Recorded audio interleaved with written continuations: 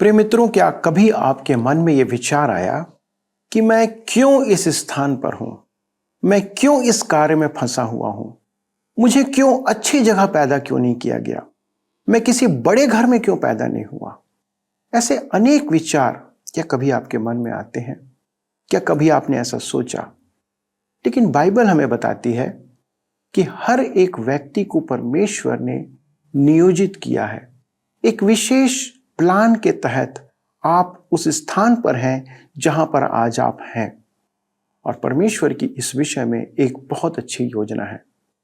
क्या आप जानना चाहते हैं कि क्यों परमेश्वर ने आपको वहां रखा है और उसके पीछे उसकी क्या योजना है?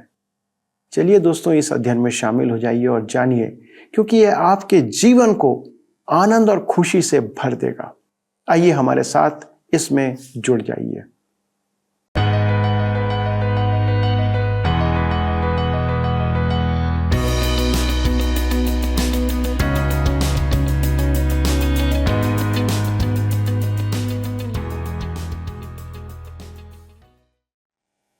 प्रिय दोस्तों, आप सभी को प्रेम पूर्वक मसीह में नमस्कार। हमें बड़ी आशा है कि आप परमेश्वर के वचन और प्रेम में बढ़ते जाएं और आपका जीवन परमेश्वर की महिमा का केंद्र होने पाए। आप इस समय TWR के सत्यवचन बाइबल अध्ययन में हैं और मैं इस अनोखे बाइबल अध्ययन में आपका स्वागत करता हूं। दोस्तों, मैं आपको विश्वास दिलाना चाहता हूं कि आपने इस कार्यक्रम में भाग लेकर सम्मिलित होकर एक उत्तम चुनाव किया है, क्योंकि आज किसी भी चैनल पर आपको इस प्रकार का अध्ययन प्राप्त नहीं हो पाएगा जो वचन ही की व्याख्या करता है और परमेश्वर की महिमा के लिए लोगों को प्रोत्साहित करता है। मित्रों, जैसा कि आपको ज्ञात है कि हम इन दिनों बाइबल के नए नियम से थिस्सलुनीकियों को लिखे गए पौलुस की पहली पत्री का अध्ययन कर रहे हैं और मसीही जीवन के लिए तथा कलीसिया के लिए वचन से शिक्षाओं को सीख रहे हैं। आज पहले अध्याय के 4 और 5वें पद पर हम मनन करते हुए यह देखेंगे कि हम इस पृथ्वी पर केवल परमेश्वर की इच्छा से ही हैं। बहुत सी बार हम विचार करते हैं कि हम क्यों इस स्थान पर हैं या हम क्यों पैदा हुए। दोस्तों, आज आपको आपके प्रश्न का उत्तर मिल जाएगा। परमेश्वर ने आपको नियोजित किया है। उसने आपको प्लान किया है कि आप इस पृथ्वी पर हों, इस विशेष जगह पर हों और आपको एक जीवन किसी उद्देश्य से दिया गया है। तो चलिए अपने अध्ययन में आगे बढ़ते हैं और जानते हैं कि क्यों परमेश्वर ने आपको इस संसार में भेजा है और इसके पीछे उसका अर्थात परमेश्वर का क्या उद्देश्य है। मित्रों, जैसा कि आप सब जानते हैं कि हम इन दिनों पहला थिस्सलुनीकियों की पत्री से अध्ययन कर रहे हैं।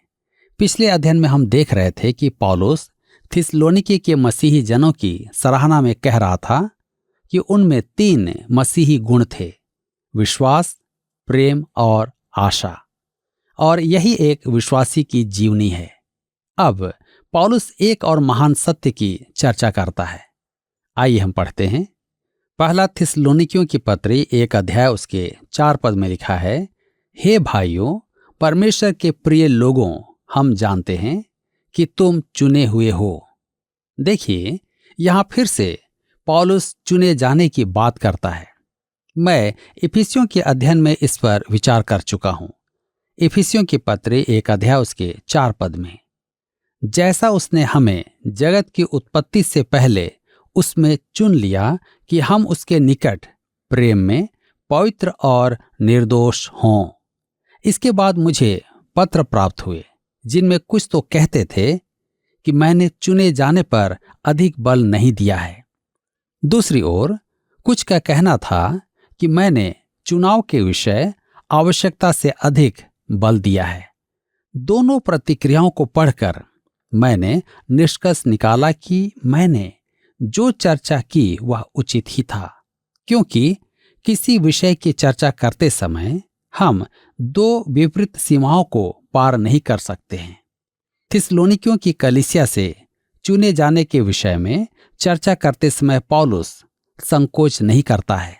वह परमेश्वर की ओर से कहता है, आप और मैं परमेश्वर की दृष्टिकोण को नहीं देख पाते हैं और न ही हमने उसे कभी देखा है, परंतु हमें सत्य के संबंध में कुछ महान सत्यों को जो स्वयं ही सिद्ध हैं, उन्हें सिद्ध करने की आवश्यकता नहीं है। जैसे दो बिंदुओं के मध्य की कम से कम दूरी सीधी रेखा है। मेरे कहने का अर्थ है कि कुछ बातों को हम सिद्ध नहीं करते, परंतु ज्यों का त्यों स्वीकार करते हैं। इसी प्रकार पौलुस भी चुने जाने को सिद्ध नहीं करता है, वह केवल एक तथ्य स्वरूप उसे कह देता है, हे भाइयों, परमेश्वर के प्रिय लोगों, हम जानते हैं कि तुम चुने हुए हो। यह एक सिक्के का ईश्वरीय पक्ष है। सृजनहार का अपना परम अधिकार है। प्यूरिटन नामक एक मसीही संस्था के जीवन का आधार था परमेश्वर का परम अधिकार। सृजनहार का अपना परम अधिकार है। हमें स्वीकार करना होगा कि परमेश्वर ने जगत की रचना की है। मुझे दूसरी चिंता नहीं कि उसने कैसे की या उत्पत्ति में जो लिखा है उसकी चिंता करूं। मैं बस एक ही बात ध्यान देता हूं कि आदि में परमेश्वर ने आकाश और पृथ्वी की रचना की। मेरे मित्रों, कुछ लोग यह तो मानते हैं कि परमेश्वर ने जगत की सृष्टि की, परंतु वे उसे जगत के नियंत्रण का अधिकार नहीं देते हैं। वे पृथ्वी को परमेश्वर के उद्देश्य के अधीन नहीं मानते हैं। क्या मैं आपसे कह सकता हूं कि हम परमेश्वर द्वारा सृजित जगत में वास करते हैं और उसके महिमान्वन हेतु जीवित हैं? पर्वतीय उपदेश मत्ती रचित सुसमाचार 5 अध्याय उसके 16 पद में प्रभु यीशु ने कहा, उसी प्रकार तुम्हारा उजियाला मनुष्यों के सामने चमके कि वे तुम्हारे भले कामों को देखकर तुम्हारे पिता की जो स्वर्ग में है बड़ाई करें। उसने यह नहीं कहा कि तुम्हारे भले काम तुम्हारा नाम रोशन करें। जी नहीं, स्वर्गीय पिता परमेश्वर का महिमान्वन होना चाहिए। मेरे प्रियो, क्या मैं विशेष करके यह कह सकता हूं कि परमेश्वर ही सृजनहार है और यह जगत उसके महिमान्वन के लिए है? उसे छोड़ दूसरा परमेश्वर नहीं है। वह किसी से राय या सुझाव नहीं मांगता है। वह अपने उद्देश्य के निमित्त इस जगत का संचालन करता है। वह अपनी महिमा के निमित्त इसका नियंत्रण करता है। हम परमेश्वर केंद्रित जगत में वास करते हैं। यह जगत मानव केंद्रित नहीं है, यह स्वर्ग केंद्रित है।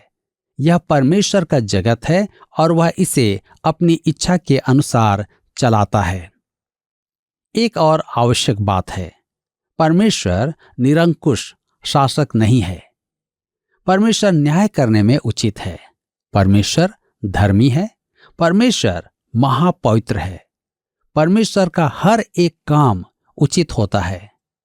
शायद आपके विचार भिन्न हों, परंतु मैं आपको बताता हूं कि यदि आप सोचते हैं परमेश्वर का काम सही नहीं या उसकी योजना सर्वोत्तम नहीं है, तो आप गलत हैं।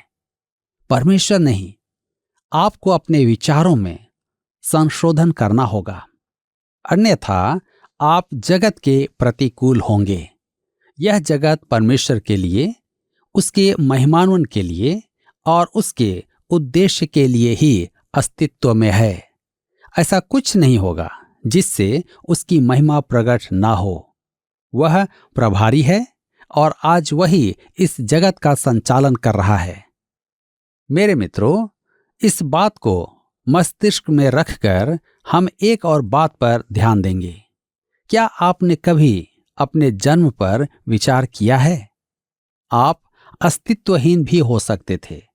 मैं भी नहीं होता। परमेश्वर ने आकर मुझसे नहीं पूछा, क्या तू पैदा होना चाहता है? यदि वह पूछना भी चाहता तो क्या मैं था? मेरा उत्पन्न होना उसी की इच्छा थी। वह मेरे जन्म लेने के लिए उत्तरदायी है। उसने मुझसे यह नहीं पूछा कि क्या मैं पुरुष होना चाहता हूं या स्त्री। उसने यह भी नहीं पूछा कि क्या मैं इसी युग में जन्म लेना चाहता हूं। उसने मुझसे मेरे माता पिता को चुनने के बारे में भी नहीं पूछा। उसने मुझसे यह भी नहीं पूछा कि मेरे माता पिता ईश्वर भक्त हो या धनवान हो। वे न तो ईश्वर भक्त थे और न ही धनवान।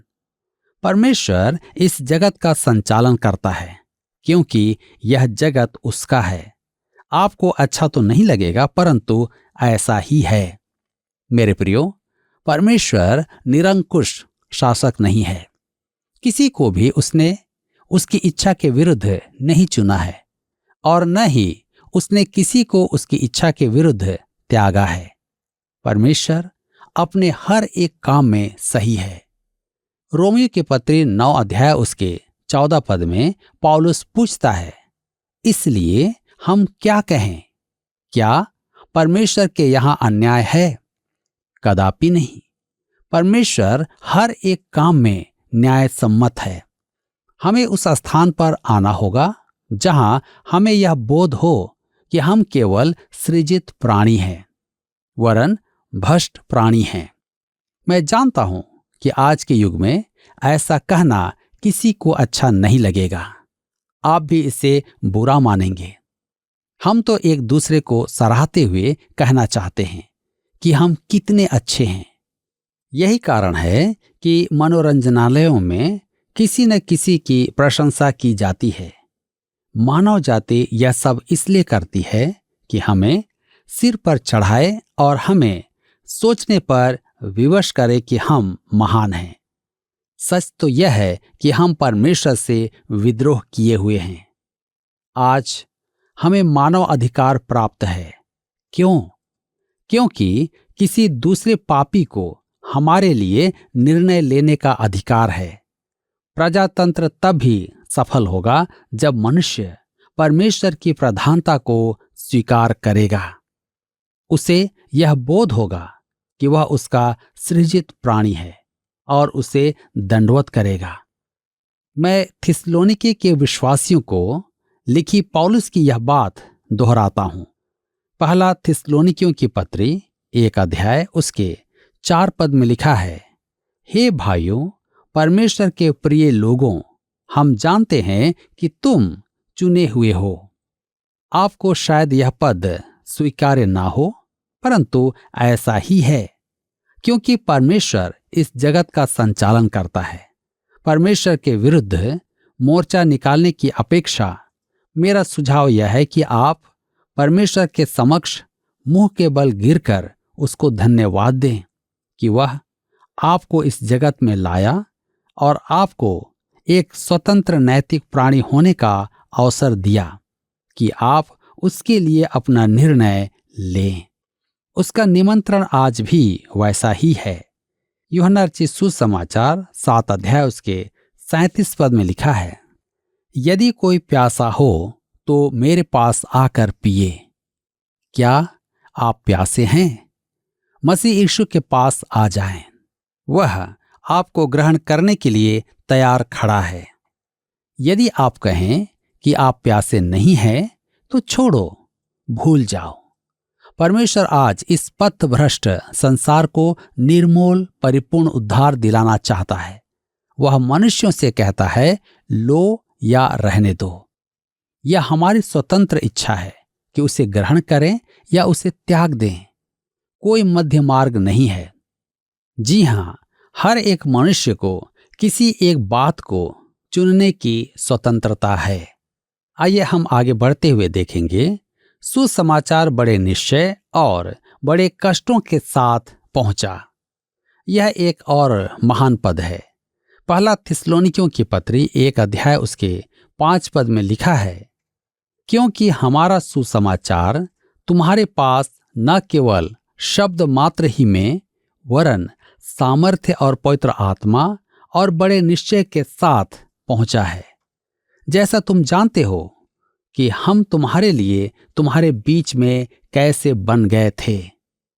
पौलुस कहता है, तुम जानते हो कि जब हम तुम्हारे पास आए थे तब हम केवल मनुष्य थे, दुर्बल प्राणी जिनके पास मिट्टी के होंठ और जीभ थे। हम केवल शब्दों का उच्चारण कर सकते थे और परमेश्वर का वचन सामर्थ्य और पवित्र आत्मा में तुम तक पहुंचा। मेरे मित्रों, यह सत्य मेरी सेवा को संसार की सबसे उत्तम सेवा बनाता है। मुझे यह मन भावन लगती है। मुझे परमेश्वर के वचन की शिक्षा देना भाता है। आप जानते हैं क्यों? क्योंकि जब मैं परमेश्वर का वचन सुनाता हूं तो वे मनुष्य के शब्दों में होता है, परंतु पवित्र आत्मा उन्हें प्रभावी बनाता है। मेरे पास इसकी साक्षी में 500 पत्र हैं। एक स्त्री लिखती है कि जब उसने पहली बार हमारा टीवी कार्यक्रम चलाया तो उसके पति ने 30 मिनट प्रचारक को कोसा, परंतु वह टीवी कार्यक्रम देखती रही।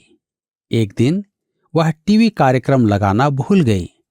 तब उसके पति ने स्मरण करवाया और टीवी कार्यक्रम सुना, और अंत में वह दिन भी आया जब उसने टीवी के आगे घुटने टेक कर प्रभु यीशु को अपना उद्धारकर्ता स्वीकार किया। मेरे मित्रों, यदि आप सोचें कि यह मेरी प्रवीणता के कारण था तो आप भ्रम में हैं। सच तो यह है कि परमेश्वर का आत्मा परमेश्वर के वचन को प्रभावी बनाता है। यह हमारा विश्वास है। अब सावधानी से सुने। मैं विश्वास करता हूं कि बाइबल परमेश्वर का अचूक वचन है। कृपया मुझे लिखकर लेखों की प्रस्तावनाएं और समस्याएं समझने का प्रयास नहीं करें। मैंने सेमिनरी पढ़ी है और आरंभिक पाठ्यक्रम भी पढ़ाए हैं, अतः मुझे इनका थोड़ा तो ज्ञान है। मैं परमेश्वर के वचन को अचूक मानता हूं। इसका अर्थ है कि परमेश्वर हमसे बातें कर रहा है। मैं इससे भी कुछ आगे बढ़कर कहता हूं कि परमेश्वर का आत्मा वचन को आपके मन में प्रवेश करवाता है, आपके जीवन में अर्थपूर्ण बनाता है, जिसके द्वारा हम बदल जाते हैं। मनुष्य का नया जन्म दुर्बल शरीर में नहीं होता है। रेडियो, टीवी पर कुछ शब्द कहने या छपे हुए कागज में नहीं। पहला पत्रस 1 अध्याय के 23 पद में लिखा है, क्योंकि तुमने नाशवान नहीं पर अविनाशी बीज से परमेश्वर के जीवते और सदा ठहरने वाले वचन के द्वारा नया जन्म पाया है। मैं विश्वास करता हूं कि परमेश्वर का आत्मा वचन को आपके लिए वास्तविक बना देता है। मेरे विचार में परमेश्वर का आत्मा टेलीफोन नंबरों की निर्देशिका या प्रसिद्ध पत्रिकाओं द्वारा अधिक कुछ कर पाएगा, परंतु मेरा मानना है कि पवित्र आत्मा परमेश्वर के वचन को लेकर सबसे महान चमत्कार कर सकता है। जैसे अविश्वासी पथभ्रष्ट पापी को परमेश्वर की संतान बना सकता है। परमेश्वर का वचन रोमी उपनगर थिस्सलुनीके में पहुंचा, जो एक अन्य जाति नगर था तथा संसार के एक महानतम साम्राज्य के अधीन था, और वहां के निवासियों के जीवन और हृदय में प्रवेश करके उन्हें बदल दिया। थिस्सलुनीके नगर में ऐसा ही हुआ था और आज भी हो सकता है। मैं 5वें पद को दोहराना चाहता हूं क्योंकि वह अत्यधिक महत्वपूर्ण है।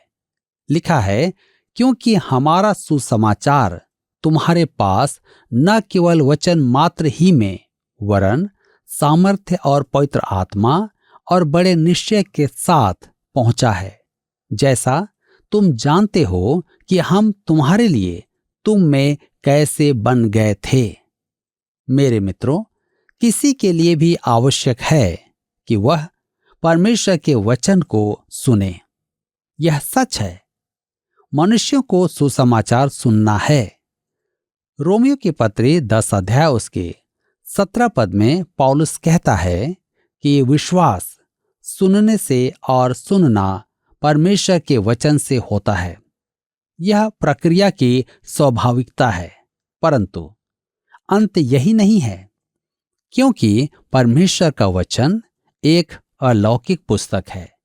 पवित्र आत्मा के बिना सुसमाचार मात्र शब्दों का संग्रह है, परंतु पवित्र आत्मा के साथ सुसमाचार उद्धार के निमित्त हर एक विश्वास करने वाले के लिए परमेश्वर की सामर्थ्य है। प्रभु यीशु यूहन्ना रचित सुसमाचार 16 अध्याय उसके 7 से 11 पद में कहते हैं कि पवित्र आत्मा ठीक यही करता है। तो भी मैं तुमसे सच कहता हूं कि मेरा जाना तुम्हारे लिए अच्छा है, क्योंकि यदि मैं न जाऊं तो वह सहायक तुम्हारे पास न आएगा, परंतु यदि मैं जाऊंगा तो उसे तुम्हारे पास भेज दूंगा, और वह आकर संसार को पाप और धार्मिकता और न्याय के विषय में निरुत्तर करेगा। पाप के विषय में इसलिए कि वे मुझ पर विश्वास नहीं करते, और धार्मिकता के विषय में इसलिए कि मैं पिता के पास जाता हूं और तुम मुझे फिर न देखोगे। न्याय के विषय में इसलिए कि संसार का सरदार दोषी ठहराया गया है। मेरे मित्रों, क्या ही अद्भुत बात प्रभु यीशु ने कही है। आज हम सब के लिए भी एक अवसर है कि हम इस बात को जानें कि परमेश्वर का वचन व्यर्थ नहीं है। परमेश्वर का वचन पवित्र आत्मा के द्वारा हमारे जीवन में काम करता है। यदि आज आप इसे ग्रहण करते हैं तो निश्चय जाने कि परमेश्वर आपके जीवन को भी बदलने में सामर्थ्यवान है। चाहे आप कोई भी क्यों ना हो, किसी भी परिस्थिति में क्यों ना हो, वह आपके जीवन को बदल सकता है। सिर्फ आप परमेश्वर के वचन पर विश्वास करें। आज के इस वचन के द्वारा परमेश्वर आप सबको आशीष दे। दोस्तों, आज आपने देखा कि किस प्रकार सुसमाचार हम तक पहुंचा है। आज अनेक विश्वासी सुसमाचार को महत्व नहीं देते हैं और केवल चमत्कार, चंगाई, दान, वरदान तथा अन्य बातों के पीछे भागते रहते हैं। हमारे लिए सबसे महत्वपूर्ण स्थान सुसमाचार का है। यदि आप तक परमेश्वर का सुसमाचार पहुंचा है या आप आज वचन सुन रहे हैं, तो यह एक स्वर्गिक या अलौकिक कार्य है जिसे संसार के सृजने वाले सर्वशक्तिमान परमेश्वर ने नियोजित किया है। आप या मैं दोस्तों कभी यह नहीं समझ पाएंगे कि परमेश्वर ने किस अभिप्राय से यह आप तक पहुंचाया है। हमें सिर्फ इस बात का आदर करना चाहिए कि परमेश्वर ने न केवल हमें चुना है, पर हम तक अपना सुसमाचार पहुंचाया है कि हम उसके द्वारा पापों से छुड़ाए जाएं और परमेश्वर के निकट हो सके। क्या आपने कभी इस बात पर गौर किया है मित्रों? पौलुस इस बात को कहता है कि यह सुसमाचार बड़े सामर्थ और पवित्र आत्मा के साथ हम तक पहुंचाया गया है। दोस्तों, हमें परमेश्वर की महिमा और सराहना इस बात के लिए करनी चाहिए कि उसने अपनी सामर्थ और पवित्र आत्मा को हम पर कार्य करने दिया कि हम बचाए जाएं। आप इस बात से परमेश्वर की निगाहों में एक विशेष स्थान रखते हैं। आप चुने गए हैं और आप पर परमेश्वर का अनुग्रह है। इस संसार में अनेक जन हैं जो आज भी परमेश्वर के वचन और सुसमाचार से अपरिचित हैं, जो नहीं जानते कि अनंत जीवन क्या है, जो परमेश्वर को बिना जाने संसार से कूच कर जाते हैं। दोस्तों, आप बहुत भाग्यवान हैं कि परमेश्वर ने अनुग्रह करके अपना सुसमाचार आप तक पहुंचाया है, और आपको न केवल इसका आदर करना चाहिए, पर आपको उस पर बने रहने के लिए हर संभव प्रयास भी करते रहना चाहिए। आइए दोस्तों, परमेश्वर को इस बात के लिए धन्यवाद दें और प्रार्थना करें। स्वर्गीय परमेश्वर पिता, हम आपको प्रभु यीशु मसीह में होकर फिर से धन्यवाद देते हैं कि आपने सुसमाचार इस संसार में मनुष्यों को दिया। हम इस बात के लिए आपको धन्यवाद देते हैं प्रभु कि हम आज आपका सुसमाचार जानते हैं और हमने पापों की क्षमा इसके द्वारा प्राप्त किया है। प्रभु, आपके इस अलौकिक चुनाव और अनुग्रह के लिए हम आपको धन्यवाद देते हैं, क्योंकि प्रभु आपने जगत के अनेक लोगों के बीच हमें चुना है कि हम आपको जानें, पापों की क्षमा प्राप्त करें और आपके साथ सदा काल के लिए निवास करें। हमारे सभी दर्शकों के लिए धन्यवाद देते हैं पिता, जो हमारे साथ सदा जुड़े रहते हैं और हर दिन आपके वचन से प्रेम करने के कारण उस पे समय देते हैं। पिता, आप उनकी सहायता करें कि आपका वचन उनके जीवन को आत्मिक ऊंचाइयों पर ले जाए। उनके जीवन में हर एक समस्याओं को आप दूर करें। यदि वो किसी प्रकार की बीमारी में हैं तो चंगाई दें। जो अस्पताल में पड़े हैं उनकी प्रार्थनाओं को सुने और उन्हें सुरक्षित और स्वस्थ करके अपने घरों तक आने का अनुग्रह प्रदान करें। धन्यवाद देते हैं पिता, इस विनती को सुनने के लिए और प्रभु यीशु क्रिस्ट के नाम से मांगते हैं, आमीन। प्रिय मित्रों, आज के अध्ययन में आपने जिन आशीषों को प्राप्त किया है उसके लिए आप परमेश्वर को धन्यवाद देते रहें। अगले प्रसारण में हम इस अध्ययन को आगे बढ़ाएंगे, परंतु तब तक आप प्रभु के अनुग्रह में बने रहें और अपने चुने जाने और उस सुसमाचार के लिए उसको धन्यवाद देते रहें। प्रभु आपको आशीष दे। आइए अब हम प्रश्न को देखें। पिछले प्रश्न का उत्तर है B3। पौलुस पहला थिस्सलुनीकियों पहले अध्याय के 3 पद में उन विश्वासियों के 3 गुणों को व्यक्त करता है। आज के अध्ययन पर आधारित प्रश्न है, कौन परमेश्वर के वचन को सुनने वालों के लिए वास्तविक बनाता है? A पौलुस, B यीशु मसीह, C प्रचारक, D पवित्र आत्मा। मित्रों, इस प्रश्न का उत्तर हमें कल सुबह 6 बजे से पहले विकल्प A, B, C या D के साथ अपना नाम, पता, स्थान के साथ 9651433397 पर SMS या WhatsApp करें। सभी विजेताओं को विशेष पुरस्कार प्रदान किए जाएंगे। धन्यवाद। क्या आपको यह कार्यक्रम पसंद आया? अभी हमें एक मिस कॉल करें और आप अगले विजेता हो सकते हैं।